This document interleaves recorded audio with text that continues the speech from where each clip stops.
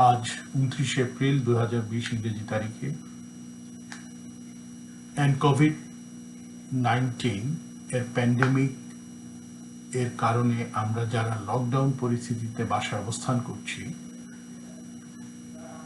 সে প্রেক্ষিতে আমার কাছে মনে হয়েছে যে সময়ের সঠিক এবং উচিত ব্যবহারের জন্য এ যাবৎ আমার করা প্র্যাকটিসের উপর ভিত্তি করে যে অভিজ্ঞতা অর্জন করেছি তার কিছু সারমর্ম আপনাদের কাছে তুলে ধরব। মূল বিষয় হচ্ছে law and practice of writs in Bangladesh. High court ডিভিশনে আমরা যারা প্র্যাকটিস করি তাদের একটি বিশেষ প্র্যাকটিস এরিয়া হচ্ছে রিট। আমার এই লেকচারটি সকল বিজ্ঞ আইনজীবীদের জন্য হলেও যারা প্র্যাকটিসে নতুন এসছেন সে লার্নেড জুনিয়রদের জন্য বিশেষ করে আমার এই আজকের আলোচনাটি সাজানো। আমি মোট 3টি পর্বে আলোচনাটি করব। প্রথম পর্বে থাকবে প্রিলিমিনারি কনসেপ্টস অফ রিটস এবং সেখানেই আমি মূলত মূল কনসেপ্ট যেগুলো রিটে ইনকর্পোরেটেড আছে সেগুলো নিয়ে আলোকপাত করব। তো শুরু করা যাক।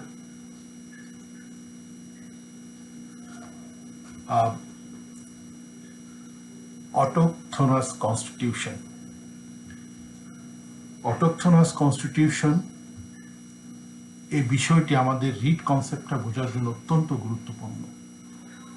এটা এর জন্য যে আমাদেরকে আগে বুঝতে হবে আমাদের সংবিধানটা কি ধরনের সংবিধান এবং এই সংবিধানে যে মূল স্পিরিট, সেই স্পিরিট অনুযায়ী আমাদের কি কি রাইট আমরা অর্জন করেছি এবং কিভাবে অর্জন করেছি, যার কারণে এই রিট একটি অত্যন্ত গুরুত্বপূর্ণ আইন এবং প্র্যাকটিস হিসেবে আমাদের দেশে গণ্য হয়। আপনারা যারা শুনছেন আপনারা অনেকেই এই শব্দটি শুনে থাকতে পারেন যে একটি টার্ম আছে অটোকথনাস কনস্টিটিউশন।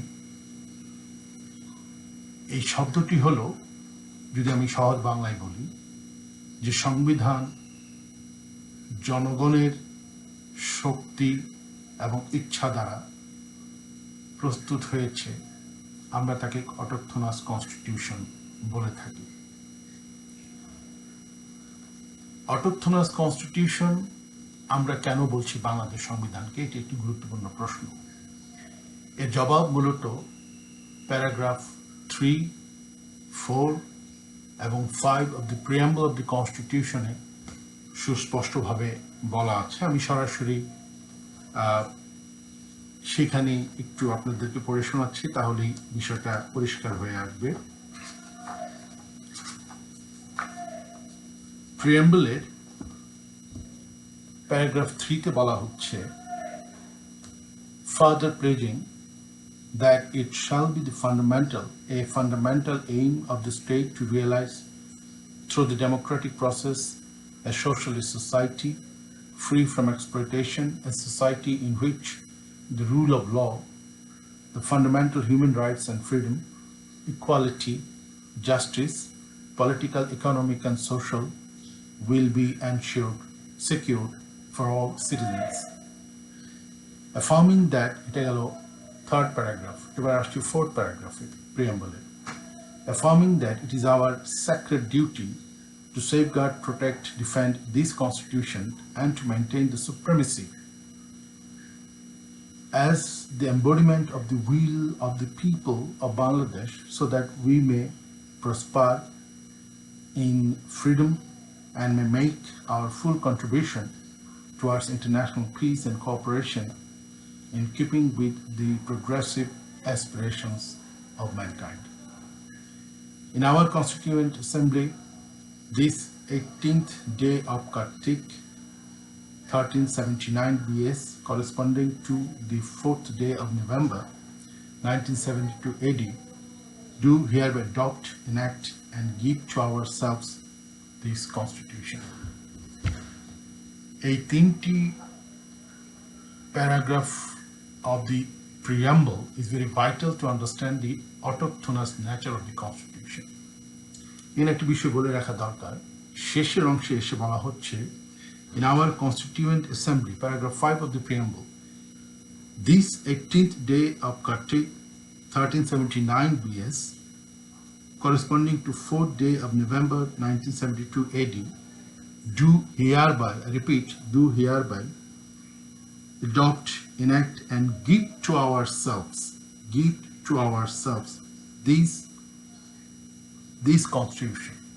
অর্থাৎ আমাদের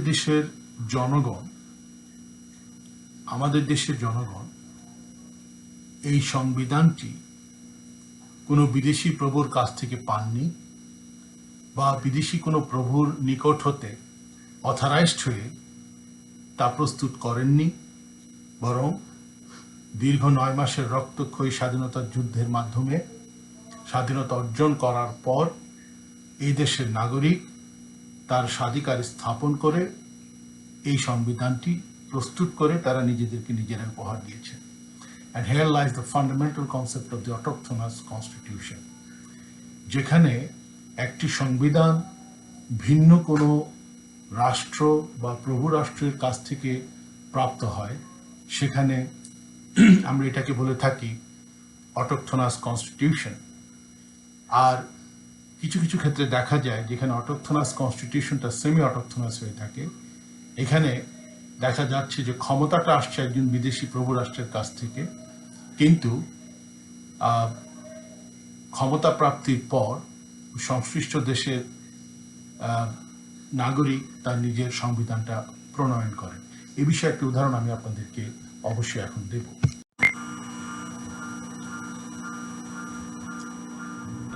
অটোকথনাস কনস্টিটিউশন বিষয়ে যে আলোচনা করছিলাম, উদাহরণস্বরূপ বলা যায় পাকিস্তান এবং ভারতের যে সংবিধান তা মূলত অটোকথনাস সংবিধান। কেননা 1947 সালে ইন্ডিয়ান ইন্ডিপেন্ডেন্ট অ্যাক্টের মাধ্যমে ভারত এবং পাকিস্তানকে দুটি আলাদা আলাদা ডোমিনিয়ন, অর্থাৎ পাকিস্তান ডোমিনিয়ন এবং ইন্ডিয়া ডোমিনিয়ন প্রস্তুত করে বা সিদ্ধান্তিত করে এই আইনের মাধ্যমে সংশ্লিষ্ট ডোমিনিয়নদেরকে তাদের নিজস্ব শাসনতন্ত্র বা গঠনতন্ত্র বা কনস্টিটিউশন তৈরি করার জন্য একটি আদেশ প্রদান করা হয়, এবং সেই অনুযায়ী 1950 সালে ভারত এবং 1956 সালে পাকিস্তান তাদের নিজস্ব গঠনতন্ত্র বা কনস্টিটিউশন তৈরি করে। এবং সেই হিসেবে এই দুটো কনস্টিটিউশনকে আমরা অটোকথনাস কনস্টিটিউশন বলতে পারি না, বরং এগুলো হচ্ছে সেই কনস্টিটিউশন যা বিদেশি প্রভুদের মাধ্যমে প্রস্তুত হয়েছে। তবে ভারত এবং পাকিস্তান এই আর্গুমেন্ট করতে পারেন যে তারা যদিও অটোকথনাস নন, তারা এই আর্গুমেন্টটা করতে পারেন যে তারা সেমি অটোকথনাস, অর্থাৎ যদিও বিদেশি প্রভু তাদেরকে আইন করে দিয়ে গঠনতন্ত্র প্রস্তুত বা নিজস্ব গঠনতন্ত্র তৈরি করার ক্ষমতা দিয়ে দিয়েছিল, তারপরেও ভারত এবং পাকিস্তানের জনগণ তারা নিজেরাই বসে তাদের গঠনতন্ত্র লিখেছেন এবং নিজেদেরকে উপহার দিয়েছেন। সেই অর্থে তারা সেমি অটোকথনাস হিসেবে দাবি করলেও করতে পারে। মুদ্রা কথা হচ্ছে, বাংলাদেশ হচ্ছে এমন একটি সংবিধান ভারত এবং পাকিস্তানের তুলনায় যে সংবিধানটি স্বতঃপ্রণোদিত, অর্থাৎ জনগণ দ্বারা গৃহীত এবং জনগণ দ্বারা নিজেদেরকে উপহার প্রদানকৃত, যা সুস্পষ্টভাবে paragraph 5 of the preamble of Bangladesh কনস্টিটিউশনে দেখা যায়, যেখানে কনস্টিটিউশনে সরাসরি বলেছে, we the people of Bangladesh do hereby adopt, enact and give ourselves this constitution.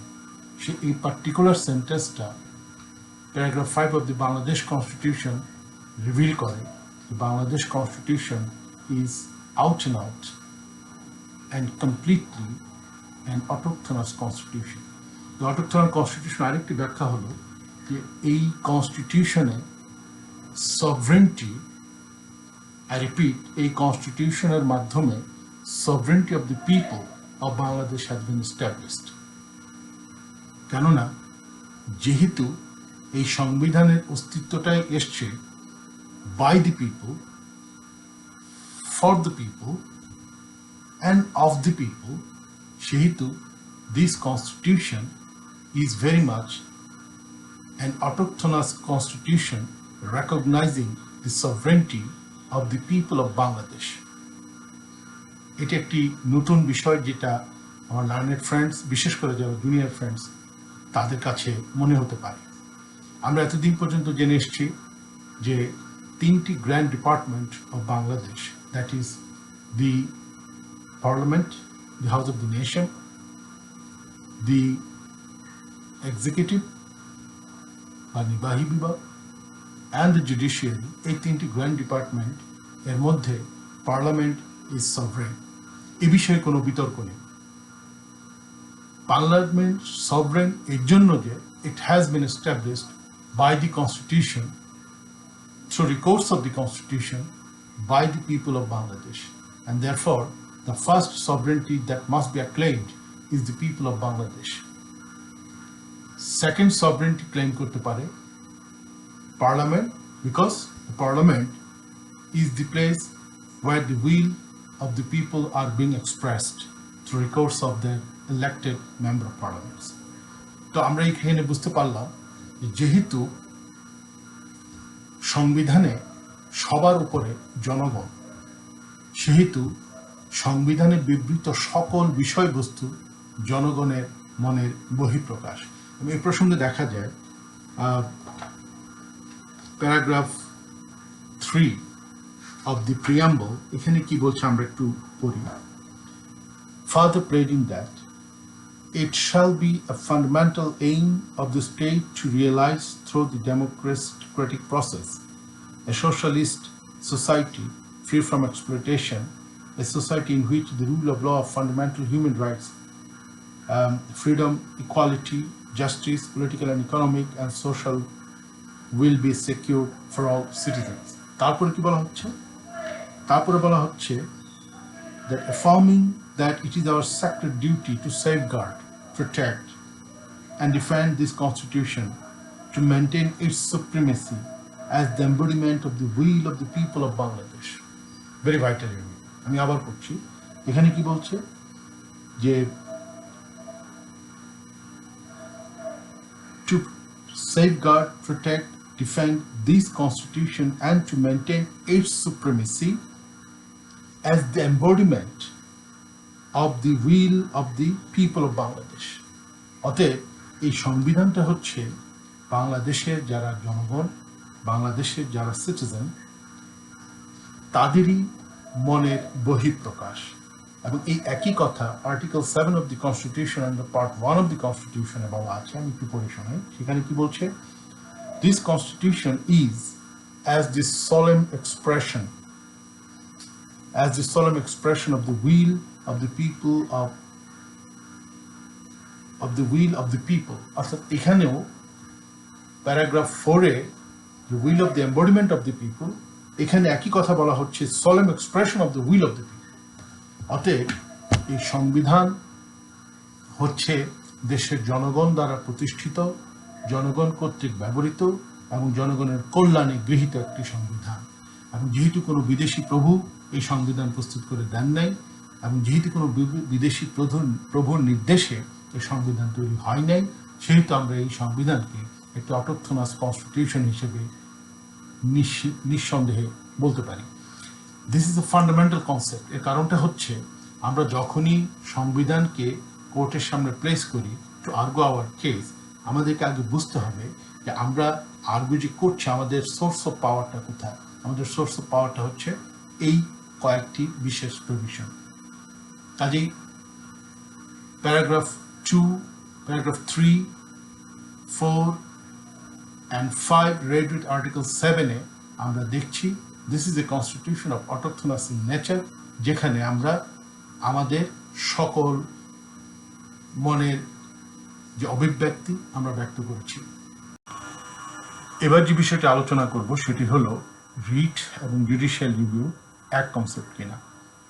এই প্রশ্নের উত্তর একটু প্যারাডক্সিক্যাল, কেননা আমি প্রথমেই বলবো না, পরে বলবো হ্যাঁ। কেননা প্রথমে এটা দিয়ে আলোচনা করি। রিট শব্দের শাব্দিক অর্থ হল a command of the king of the queen, অর্থাৎ রাজা বা রানী কর্তৃক প্রদত্ত আদেশ, given to the subordinate of the queen or the king, whereby the king or the queen passes a mandate that is to be carried out at all means. কাজেই এখানে judicial রিভিউর কিছু নেই। এখানে যেটা আছে সেটি হলো যে যখন রাজা বা রানী দেখেন তার অধীনস্থ কোনো অ্যাপারেটাস, প্রশাসনের অংশ, বিচার বিভাগের অংশ এবং আইন প্রণয়ন বিভাগের অংশ সঠিকভাবে তাদের দায়িত্ব পালন করতে ব্যর্থ হচ্ছেন বা করছেন না, তখন রাজা বা রানীর পক্ষ হতে একটি নির্দেশনা জারি করা হয় এই বলে যে তারা তাদের সঠিক দায়িত্ব পালন করবেন এবং করতে বাধ্য। কাজেই রাজা বা রানীর এই যে আদেশটি, এই আদেশটিকে বলা হয় রিটস। এখন প্রশ্ন আসলো যে রিট কি করে জুডিশিয়াল রিভিউর সাথে মার্জ হল। মজার বিষয় হচ্ছে আমরা অনেকেই জেনে রাখি বা জেনে থাকি যে রিট বা জুডিশিয়াল রিভিউর কনসেপ্ট এসছে মূলত মারবারি ভার্সাস ম্যাডিসন থেকে, যা 1803 সালে ইউএস সুপ্রিম কোর্ট প্রচার করেছেন এবং চিফ জাস্টিস মার্শাল এটার প্রোটাগনিস্ট বা প্রবক্তা। কিন্তু ইতিহাস দেখা যায় যে এই জুডিশিয়াল রিভিউ প্রথম কেস হচ্ছে doctor Thomas Bonham versus the college of physicians, 77 England report, 1610, page C638।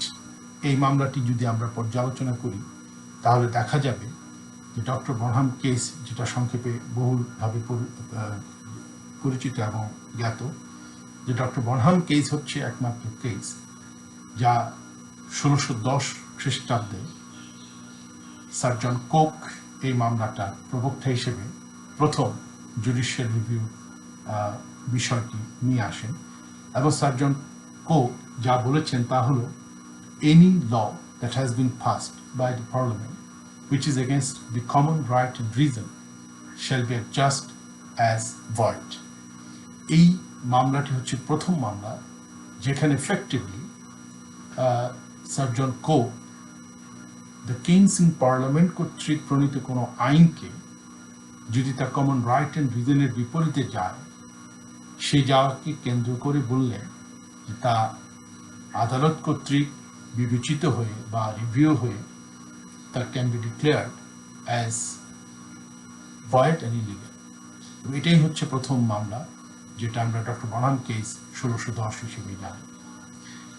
Modern version of judicial review case আমরা দেখি মারবারি ভার্সেস ম্যাডিসন, যেখানে চিফ জাস্টিস মার্শাল সার্জন কোকের পদাঙ্ক অনুসরণ করে তিনি এর আরেকটি বিস্তারিত বর্ণনা দিয়েছেন। এরপর আরো অনেক মামলায় আজকে যে জুডিশিয়াল রিভিউ কনসেপ্টটা, সেই কনসেপ্টটা আরও বিস্তার লাভ করেছে। তবে স্যার জন কোক যেই ধারণাটি দিলেন বিচার বিভাগের ইতিহাসে, এটি হলো প্রথম জুডিশিয়াল রিভিউ এবং এখানে প্রথমবারের মতো দেখা গেল the writs passed by the king of the queen. এই কনসেপ্টটা থেকে জুডিশিয়াল রিভিউ কনসেপ্টটা চলে আসলো। এবং কীভাবে আসলো, যেহেতু রাজা বা রানীর পক্ষেই বিজ্ঞ বিচারক এই মতামতটি উল্লেখ করেছেন এবং এভাবে এই কনসেপ্টটাকে ওখানে মার্চ করেছেন, সেহেতু রিট এবং জুডিশিয়াল রিভিউটা কালের বিবর্তনে ভিন্ন ধারণা হলেও তা বর্তমানে একটি সাইনোনিমাস কনসেপ্ট বা অভিন্ন ধারণা হিসেবে আমরা ব্যবহার করছি। তো আমি যেটা বলতে চাচ্ছি যে রিটের শুরুটা হয় বা জুডিশিয়াল রিভিউর শুরুটা হয় মূলত ডক্টর বনাম কেস দিয়ে 1610 সালে, যার পরবর্তীতে 1803 খ্রিস্টাব্দে মারভারি ভার্সাস মেডিসন মামলায় তা আরও একটি বিস্তৃতি লাভ করে। এখানে আরেকটি বিষয় বলে রাখা প্রয়োজন, মার্কিন যুক্তরাষ্ট্রের যে জুডিশিয়াল রিভিউ এটি একটি কনস্টিটিউশনাল রাইট, কেননা এটি মার্কিন যুক্তরাষ্ট্রের সংবিধানে বিধৃত আছে এবং যা মূলত সুপ্রিম কোর্টে সরাসরি দায়ের করে তা বিচার্য হয়। কিন্তু ইউনাইটেড কিংডমের যে জুডিশিয়াল রিভিউ বা রিটটা, এটা সুপ্রিম কোর্ট জুডিকেচার অ্যাক্ট প্রণীত হওয়ার পূর্ব পর্যন্ত এটি মূলত একটা আনরিটেন কনস্টিটিউশনাল প্র্যাকটিস ছিল মেড বাই দি জাজেস, that is a common law practice in fact. কাজে এই দুটি কনসেপ্টটা ইভেন্চুয়ালি মার্জ হয়ে বর্তমান বিশ্বে রিট এবং জুডিশিয়াল রিভিউকে আমরা সেম কনসেপ্ট হিসেবে ধরছি। কাজে এখন আমরা যে জুডিশিয়াল রিভিউটা করি বাংলাদেশের কনটেক্সটে, সেটা কি কমন ল বেসড? এটি প্রশ্ন চলে আসে। এখানে আমার বক্তব্য হলো যে না, বাংলাদেশে যে কনস্টিটিউশনাল প্র্যাকটিসটা আছে, যে জুডিশিয়াল রিভিউ বা রিট প্র্যাকটিসটা আমরা করি, এটা it's a constitutional practice, it is in the constitution. আমরা যদি লক্ষ্য করি, আমরা দেখব article 44 under part 3 of the constitution read with article 102 under part 9 chapter 1 of the constitution, এই দুটো অধীনে সাংবিধানিকভাবে আমরা এই রিটের প্র্যাকটিসটা করে থাকি। So this is very much a constitutional provision rather than a judgement law in the context of the England or UK. কাজে আমরা দেখছি যে রিট এবং জুডিশিয়াল রিভিউ যদিও ইনিশিয়ালি দুটো আলাদা আলাদা কনসেপ্ট ছিল, কিন্তু কালের বিবর্তনে আমরা রিট এবং জুডিশিয়াল রিভিউকে মার্চ করে বর্তমানে একই সেন্সে আমরা এটাকে প্র্যাকটিস করি। মার্কিন যুক্তরাষ্ট্রের রিটের যে কনসেপ্টটা বা জুডিশিয়াল রিভিউর যে কনসেপ্টটা, সে বিষয়ে প্রফেসর থমাস ই প্যাটারসন একটি চমৎকার কোটেশন দিয়েছেন, আমি সেটা আপনাদের জন্য পড়ে শোনাচ্ছি। মারভারি versus medicine 1803, one of the most important judicial decisions in US history, became the foundation for the judicial review by the federal courts.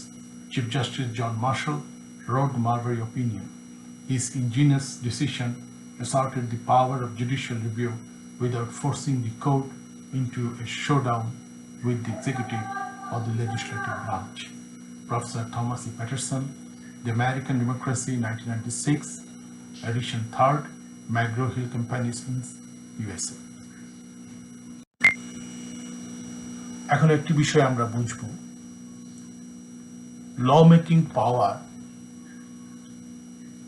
as enshrined under Article 65 of the Constitution and declaration of law by the Supreme Court as enshrined under Article 111 of the Constitution, এই দুটো বিষয়ের কনসেপ্টটা কি, এবং এই দুটো বিষয়ের কনসেপ্টটা আমাদের এই জন্য জানা প্রয়োজন যে এই দুটো কনসেপ্টের উপরে বেস করে আমাদের অনেক রিট মামলার আর্গুমেন্ট করতে হয়। এর জন্য এই বিষয়টা আগে একটু কনসেপচুয়াল আকারে আলোচনা করে নেওয়া প্রয়োজন। এখানে আর্টিকেল 65-এ পার্লামেন্টে যে আইন প্রণয়নের ক্ষমতা দেওয়া হয়েছে, এটি একটি সাংবিধানিক অধিকার এবং এই অধিকারটি কেবলমাত্র পার্লামেন্টই এনজয় করতে পারে। অন্য কোনো গ্র্যান্ড ডিপার্টমেন্ট অর্থাৎ the executive অথবা the judiciary cannot exercise any power to make any law in the sense of Article 65 of the Constitution. এখানে একটু আর্টিকেল 65-এ কি বলা আছে আমি একটু পড়ে শোনাচ্ছি। Article 65 under Part 5, Chapter 1. There shall be a Parliament of Bangladesh to be known as the House of the Nation, in which subject to the provisions of this Constitution, shall be vested the legislative powers of the Republic.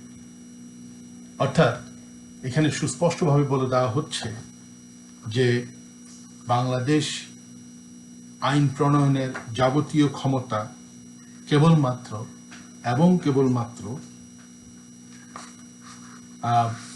পার্লামেন্টের উপরে দেওয়া হয়েছে এবং এই ক্ষমতাটি it's a prerogative right of the parliament, যা অন্য কোনো বিভাগ অর্থাৎ নির্বাহী বিভাগ অথবা বিচার বিভাগ এটি এক্সারসাইজ করতে পারবেন না। তাহলে বিচার বিভাগে যে ক্ষমতাটি দেওয়া আছে সে আন্ডার আর্টিকেল 111, সেটার অর্থটা কি? এবং এই ল ডিক্লারেশনের কারণে আর্টিকেল 65-এর ক্ষমতাটি কোনোভাবে এফেক্টেড হয় কিনা এই বিষয়টা আমাদের একটু বুঝে নেওয়া প্রয়োজন। এখানে আর্টিকেল 111 আন্ডার পার্ট 6 চ্যাপ্টার 1, সেখানে আমরা এই আর্টিকেলটি পাব। সেখানে কি বলছে আমরা একটু পড়ে দেখি। The law declared by the appellate division shall be binding on the High Court division, and the law declared by either division of the Supreme Court shall be binding on courts subordinate to it. তাহলে আমরা দেখতে পাচ্ছি যে যখন supreme কোর্টের appellate division কোনো আইন ঘোষণা করবেন, এখানে একটি বিষয় একটু বোঝার আছে। এখানে কিন্তু কনস্টিটিউশন বলছেন না বা বলছে না যে law passed by the appellate division, এখানে বলছে না law made by the appellate division, এখানে বলছে law declared by the appellate division. এই বিশেষ শব্দমালাটি লক্ষ্য করতে হবে, law declared by the appellate division, অর্থাৎ অ্যাপেলেট ডিভিশন আইন ঘোষণা করতে পারে। আইন ঘোষণা আইন প্রণয়ন দুটি এক জিনিস নয়। আইন প্রণয়ন করার একমাত্র ক্ষমতা as per Article 65 sub Article 1 of the Constitution of Bangladesh is vested upon the Parliament. The Parliament that is comprised by the member of parliaments elected by the people of Bangladesh. এখানে জনগণের পক্ষে জনগণ দ্বারা নির্বাচিত প্রতিনিধিদের মাধ্যমে সংসদ, যা বাংলাদেশের হাউস অব দি নেশন নামে পরিচিত, সেই সংসদেই আইন প্রণয়নের পূর্ণ ক্ষমতা দেওয়া আছে। কাজে এই আইন প্রণয়নের ক্ষমতা কোনোভাবেই সুপ্রিম কোর্ট এক্সারসাইজ করতে পারবে না under article 102 of the constitution. তাহলে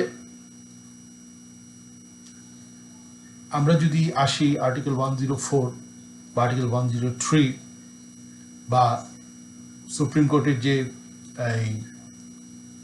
নিজস্ব ক্ষমতা আছে, সে ক্ষমতা বলেই যদি কোনো আইন প্রণয়ন করতে চান সেটা কি পারবে? উত্তর হলো না। তাহলে এই যে declaration of law by the supreme court, এর অর্থটা কি? এর অর্থটা হলো যে সুপ্রিম কোর্ট কেবলমাত্র আইনের ইন্টারপ্রিটেশন করতে গিয়ে পার্লামেন্ট কর্তৃক প্রণীত আইনের উপর ভিত্তি করেই তার ইন্টারপ্রিটেশনটা সীমাবদ্ধ থাকবে। পার্লামেন্ট আইনের দ্বারা যে ক্ষমতা বা যে অর্থ নির্ণয় করেন না, সুপ্রিম কোর্ট তার বাইরে এসে কোনো ইন্টারপ্রিটেশন করতে পারবেন না। এবং আইনের এখানে ডিক্লারেশন বলতে এটাই বোঝাচ্ছে, যখন একটি bare act supreme court interpret করতে গিয়ে supreme court can impute the flesh upon the dry skeleton of the law. I repeat, the Supreme Court can impute the flesh upon the dry skeleton of the Bear Act. এই bear অ্যাক্টের যে স্কেলিটনটা আমি বলছি সেটা হচ্ছে যে bear অ্যাক্টটা যে মূল আইন, যা ব্যাখ্যায়িত নয়, শুধুমাত্র একটি প্রভিশন, সেই প্রভিশনের ব্যাখ্যা করতে গিয়ে সুপ্রিম কোর্ট যে অর্থ আরোপ করেন, এটাই হচ্ছে তার ডিক্লারেশন অফ ল। এবং এটা সুপ্রিম কোর্ট করবেন কেবলমাত্র আইনের ব্যাখ্যা করতে গিয়ে যে বিষয়ে কোনো আইন তৈরি হয় নাই, যে বিষয়ে কোনো আইন নেই, সে বিষয়ে সুপ্রিম কোর্ট এসে সাপ্লিমেন্ট করে বা সাপ্লিমেন্টাল পাওয়ার হিসেবে alongside the Parliament under Article 65(1) of the Constitution, in exercise of the power under Article 111 of the Constitution, নতুন করে কোনো আইন নিয়ে আসতে পারবেন না। এটাই হচ্ছে আইন প্রণয়ন এবং আইনের ঘোষণার মূল পার্থক্যটা। সুপ্রিম কোর্টের যে power to declare law is very much confined to the interpretation, and in declaring the law, in interpreting the law made by the Parliament, and not in excess of the jurisdiction of the Parliament's lawmaking power. এটাই হচ্ছে মূলত এই দুটি কনসেপ্টের মূল কথা।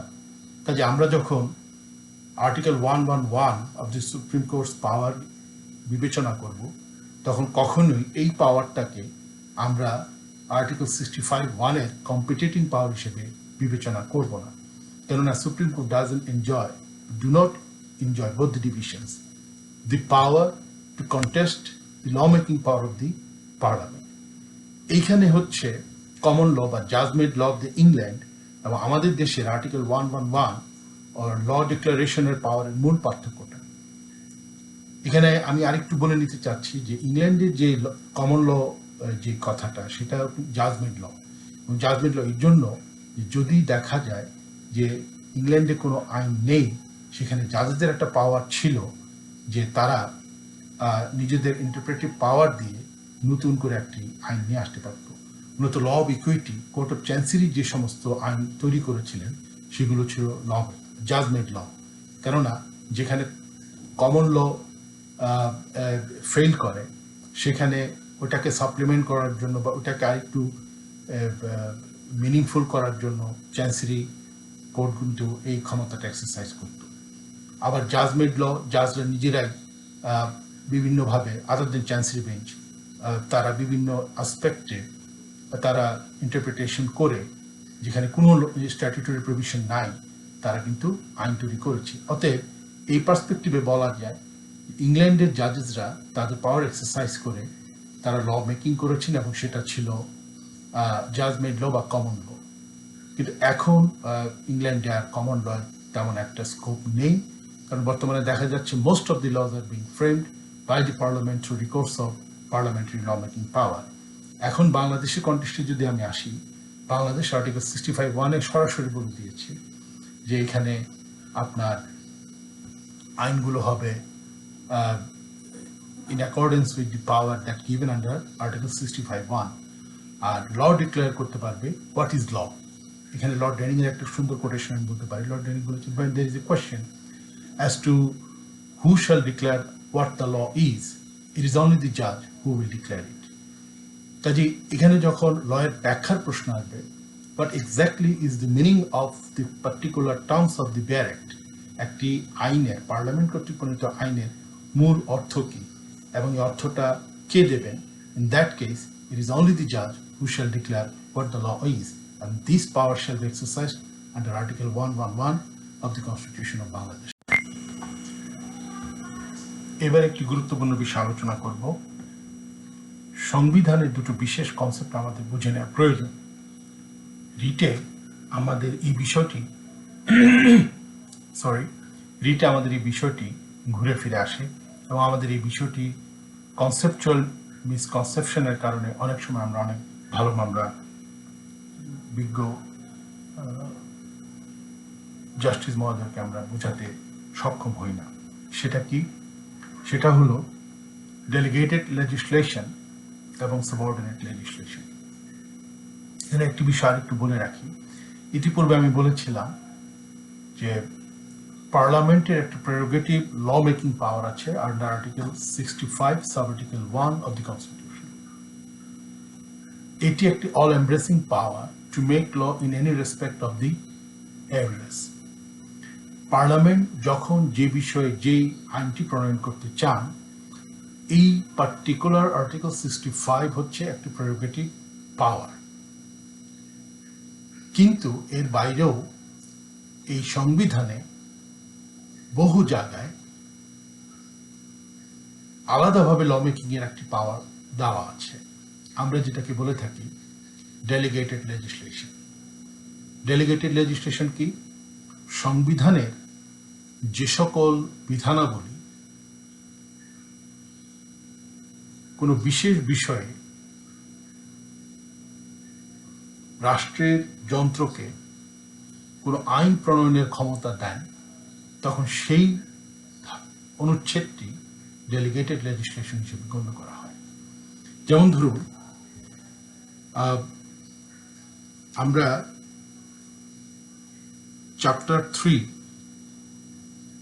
Of part 5 article 59 এবং 60 যদি পড়ি, যেখানে লোকাল গভর্নমেন্ট সম্বন্ধে বলা আছে, এখানে বলা হচ্ছে আর্টিকেল 59-এ যে বাংলাদেশের সমস্ত ক্ষেত্রে প্রশাসনিক ব্যবস্থাপনা নির্বাচিত জনপ্রতিনিধিদের মাধ্যমে চলবে, এবং সেখানে বলা হচ্ছে লোকাল গভর্নমেন্ট রিপ্রেজেন্টেটিভ। কিন্তু সেখানে কিভাবে চলবে, যেমন সিটি কর্পোরেশন আছে, পৌরসভা আছে, উপজেলা পরিষদ আছে, জেলা পরিষদ আছে, ইউনিয়ন পরিষদ আছে, এই যে লোকাল গভর্নমেন্ট ইউনিটগুলো, এই লোকাল গভর্নমেন্ট ইউনিটগুলো কিভাবে চলবে সে বিষয়ে কিন্তু আর্টিকেল 59 বা 60 অফ পার্ট 5 চ্যাপ্টার 3 বিস্তারিত কিছুই বলে। এখানে কি বলছে যে এই লোকাল গভর্নমেন্ট বা স্থানীয় সরকারগুলো কিভাবে পরিচালিত হবে সে বিষয়ে পার্লামেন্ট যে আইন প্রণয়ন করে দেবেন সেই মোতাবেক পরিচালিত হবে। অর্থাৎ লোকাল গভর্নমেন্ট বা স্থানীয় সরকার তাদের কার্যক্রম পরিচালনার ক্ষেত্রে মূল ক্ষমতাটা কিন্তু পাচ্ছেন সংবিধান থেকে, আর্টিকেল 59 এবং 60-তে। কিন্তু তারা কিভাবে পরিচালিত হবে সে বিষয়ে কিছু এখানে বলা নেই, বরং বলা হচ্ছে যে এই বিষয়ে পার্লামেন্ট যে আইন প্রণয়ন করে দেবেন সেই আইন মোতাবেক তারা পরিচালিত হবে। তাহলে পার্লামেন্ট কি করলেন? পার্লামেন্ট 2009 সালে স্থানীয় সরকার ইউনিয়ন পরিষদ আইন 2009, স্থানীয় সরকার উপজেলা পরিষদ আইন 2009 ইত্যাদি প্রণয়ন করে দিলেন। এভাবে আরো অনেকগুলো আইন প্রণয়ন করেছেন পার্লামেন্ট। তো এই যে আইনগুলো, এই আইনগুলো কিন্তু প্রণীত হয়েছে under article 59 of the constitution, not under article 65 of the constitution. তাহলে এই যে পার্টিকুলার আর্টিকেল 59 যার অধীনে এই স্থানীয় সরকারের বিভিন্ন আইন প্রণীত হয়েছে, যার মাধ্যমে এই স্থানীয় সরকার বিশেষ বিশেষ বডিগুলো পরিচালিত হয়, এই আইনগুলোকে বলা হয় ডেলিগেটেড লেজিসলেশন। কেননা এটা আর্টিকেল 59-এর অধীনে প্রণীত হয়েছে, not under article 65 of the constitution.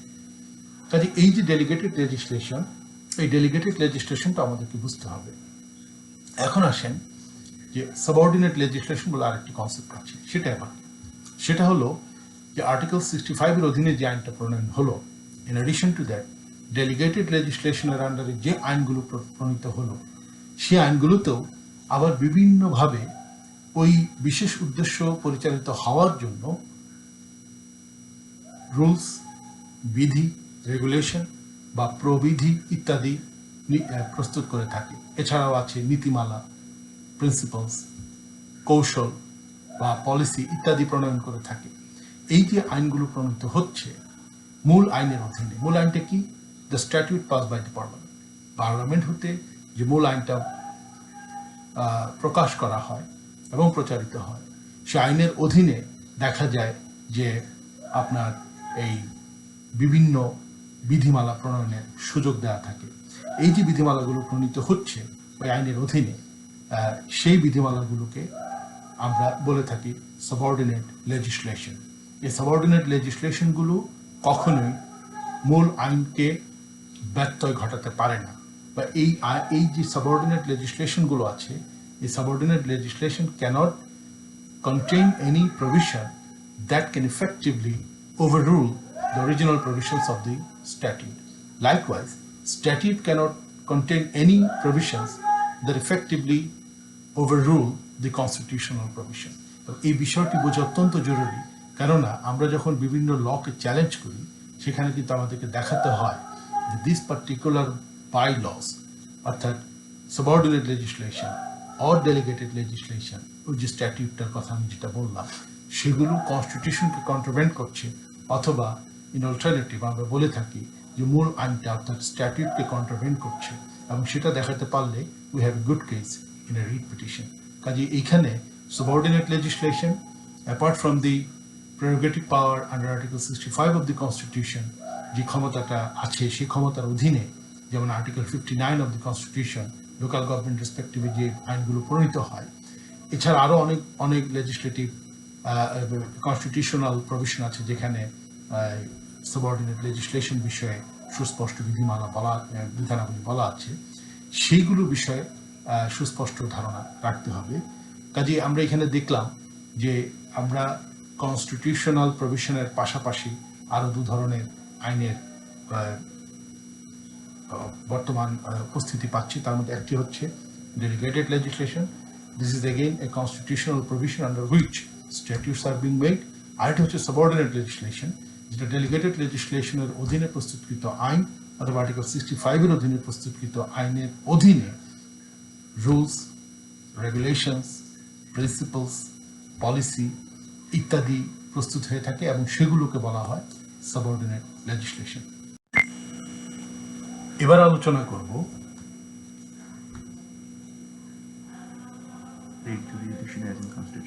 Writ jurisdiction as in constitution, অর্থাৎ সংবিধানে কোথায় কোথায় রিট প্র্যাকটিসের ক্ষমতা অর্পণ করা হয়েছে বা রিটের ক্ষমতা মহামান্য হাইকোর্ট বিভাগের উপরে অর্পণ করা হয়েছে, সে বিষয়টা আমরা আলোচনা করব।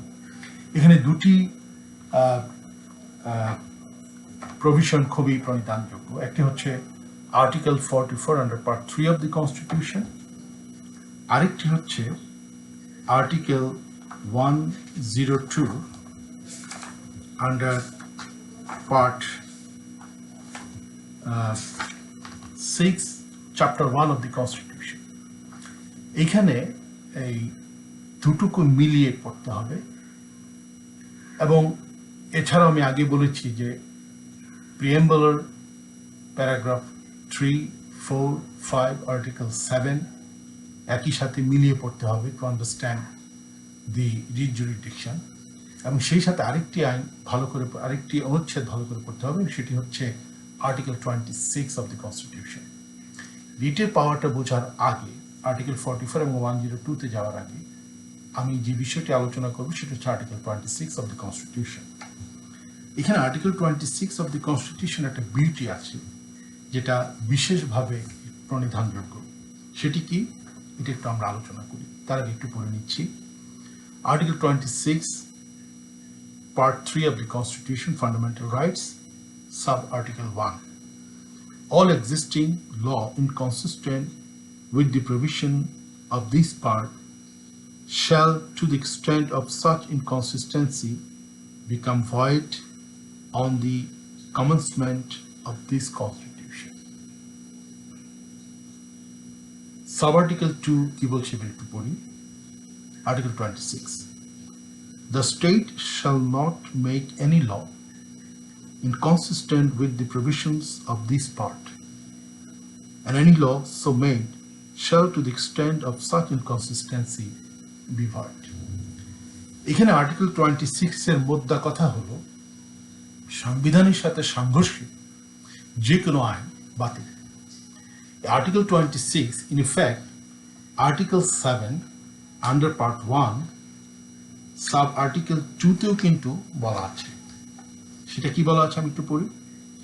The Constitution is, as the solemn expression of the will of the people, the supreme law of the Republic, and if any law inconsistent with the Constitution, that other law shall, to the extent of the inconsistency, be void. So এখানে দেখা যাচ্ছে article 7 sub-article 2 in effect speaks the same thing as Article 26 under Part 3 of the Constitution.